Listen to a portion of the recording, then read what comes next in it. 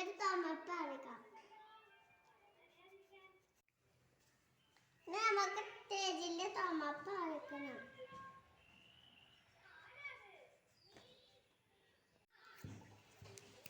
ഇനി നമുക്ക് നീലാക്കണം.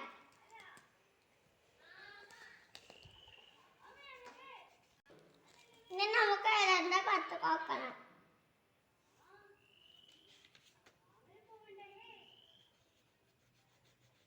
പത്തുക്ക് പോവാതെ കളർ കോക്കണം. കളർ കോക്കുമ്പോ പത്ത് പോക്കട്ടെ.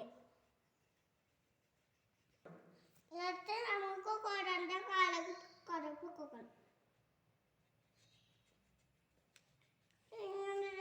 നമുക്ക് കൊടണ്ട പൊട്ടിന്റെ മണ്ണ കോക്കണം. നമുക്ക് കൊടക്ക് പിപി നീര് നോക്കണം. ഇനി നമുക്ക് കൊടന്റെ തല